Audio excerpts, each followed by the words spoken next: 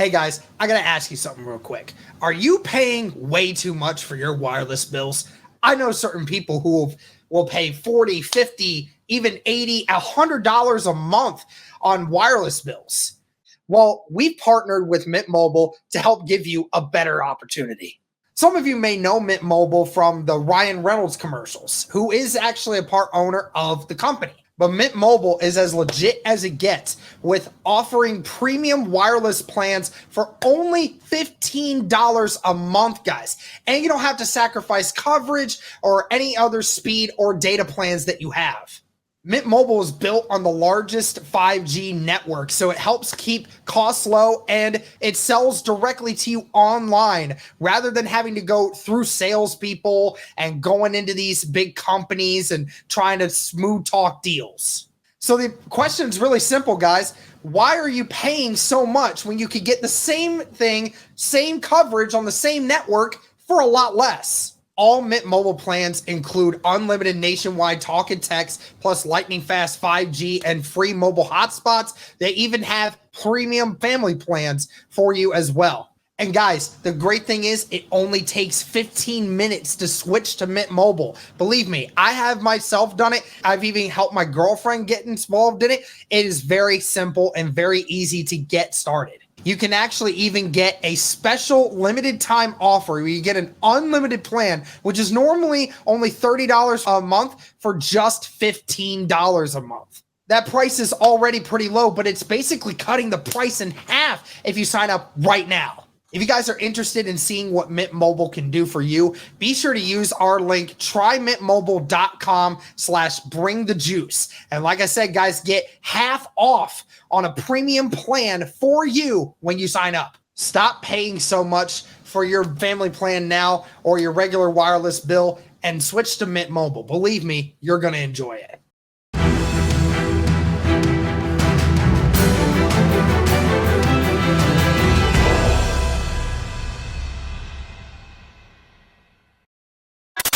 What's going on, everybody? Wanted to make a quick video here talking about the whole Jonathan Taylor situation. If you missed it, be sure to go check back on our channel. We covered that in detail last night on the live stream. But to put it in a nutshell, Jonathan Taylor, requested a trade a couple weeks ago, probably about a month or so ago now. And, the Colts had been pretty adamant. They had dug their heels in and said, we're not trading Jonathan Taylor, right? Jim Irsay even came out and said that. And so it was kind of like, well, Taylor has one thought, the Colts have another, and we kind of moved on, and the situation hasn't really gotten better. Taylor really hasn't been practicing, still on the PUP, all that stuff, that kind of leads us up to this point where it came out yesterday that the Colts now have granted Taylor permission to seek a trade, which was definitely a little bit surprising, I think, for a lot of people, given kind of where the Colts stance was. So with that being said, that's kind of where we're at right now, just to catch you up to speed in case you kind of missed anything with this whole Jonathan Taylor Colts situation, this whole saga that's gone down. But I just wanted to make a quick video here and kind of give my thoughts on kind of both sides of the argument, right? I kind of see both sides a little bit. I see, the side of keeping Jonathan Taylor around. I see the side of trading Jonathan Taylor. And so I just wanted to kind of give my thoughts on, the benefits and the drawbacks, I guess, of both situations. If you were to trade him, if you were to keep him. So my first thought was, and this was kind of my initial thought, given what the Colts were looking for, it was reported that they were looking for a first-round pick or the equivalent of a first-round pick, if that would be a second and a third and then maybe another pick or something like that. Whatever it would be, essentially the value of a first-round pick, whether that was a pick itself or maybe a couple multiple picks as well. And so my thoughts were, if the Colts did decide to trade him, we'll start there. If they decided to trade him, I think the biggest thing with that is you are getting back capital. If a team, this is the big thing. If a team, and we'll get into that later, but let's say hypothetically for the sake of this conversation, a team says, all right, we're willing to pay a first round pick or a second and a third and whatever else to basically feel like the Colts feel like they're well compensated for that. I think the good thing with that is it definitely helps speed up the process for Anthony Richardson and kind of this rebuild, right? Maybe not right away, maybe not off the bat, maybe not here in 2023, but thinking if that's hypothetically, that's a 2024 first round pick or a second and a third or whatever it is, that really helps speed up the rebuild quite a lot. Just getting some high quality picks here, and we know Chris Ballard's done some work. He's been able to find some decent quality players in those second to third rounds. He's also had some misses as well, so it very well could not pan out. But I feel like for the most part, his second round picks have actually been pretty solid, all things considered. And third round picks, he's nabbed a couple players, guys like Bobby Okereke. That's the first guy that comes to mind. So he can do some work in the second to third rounds as well. And, just with where this team currently stands, I think you need as much high draft capital as you can to build around your young quarterback, to give him weapons, give him protection, give him everything he needs, right? To feel like he can be the best player he can be, but also you feel like you are well supporting him, 2023, 2024, 2025, moving down, the line there. So I think that would be kind of the big positive there with trading away Taylor and getting that. I think where you kind of run into some trouble there is, number one, the draft compensation. I mean, that's pretty high for a player that's not a premium position. And I guess if a team were to agree to that, you could potentially put back some of the things you accumulated. You took him in the second round, so you put back, say, a second round pick or a first round pick, and you maybe invest into a premium position, maybe one that you haven't really hit on before. I'm thinking primarily like, an edge rusher, right? We all know the Colts have struggled to find guys, have invested a lot there, but you still need to figure out who your guy is.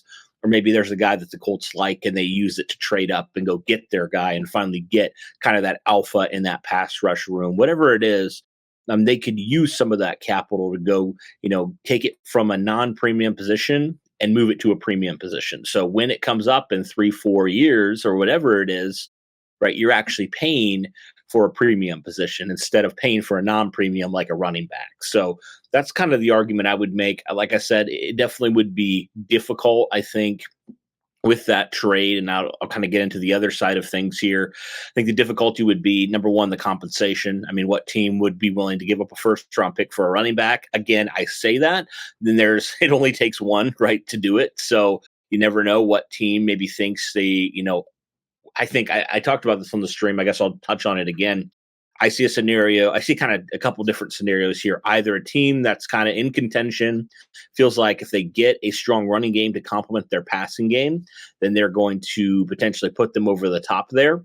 I know like a team like Miami, for example, is a team that's been rumored to be interested and at least kind of poking around and seeing what they could get and everything. Again, nothing really concrete yet, but they're a team like that, a team that maybe thinks, we have our quarterback, we have our receivers. We just need kind of that final piece on this offense to really complete what we think would make us legitimate Super Bowl contenders. So I think teams like that are close and maybe just think if we have an elite running back, that'll put us over the top.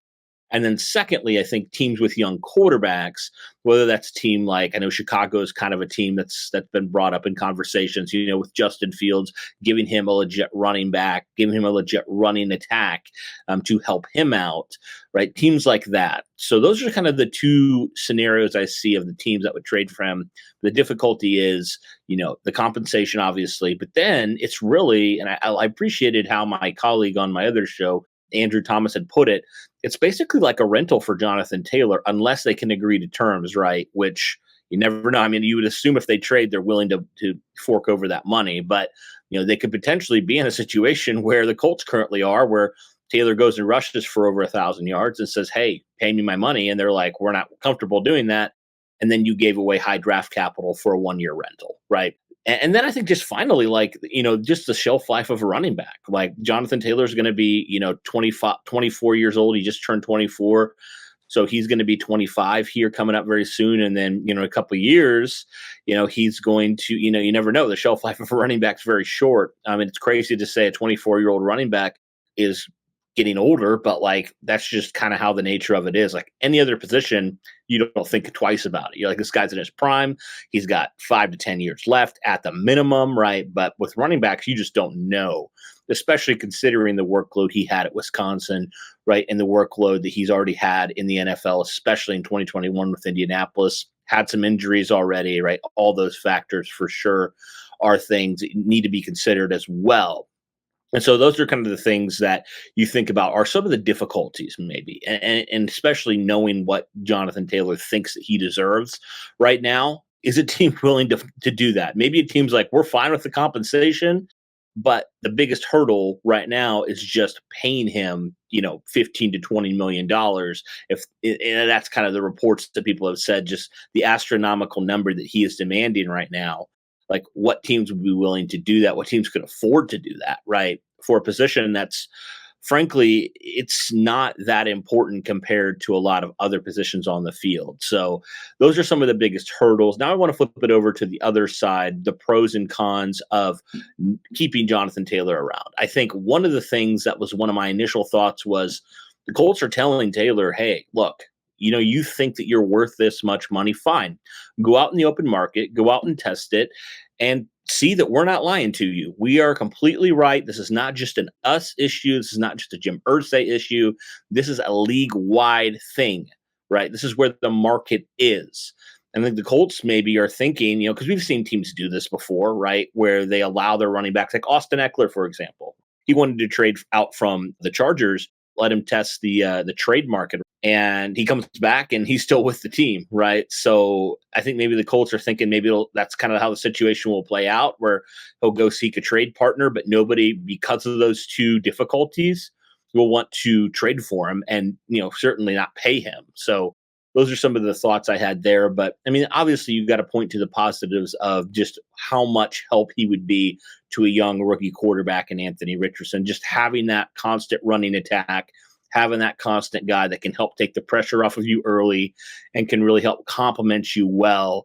And then you just think about, the things that Shane Steichen could do with Taylor and with obviously Anthony Richardson in the running the game and the RPO game and just all that stuff, how much more that makes you dangerous and makes you multifaceted and all those things. So those things I think are big, but I kind of think about it like this. If you keep him, this is kind of one of the negatives, I guess. If you keep him and then next year he goes and hits the open market and you get nothing for him, what's the point of that? If you let him walk after a year, he goes out, he gets paid just a little bit more money and you get nothing. So I think that would be kind of an argument against like keeping him around as like that. Like, you don't get any compensation for this guy. You let him walk. Maybe he has a pretty decent season year one, but you'd rather get some sort of compensation for him than nothing.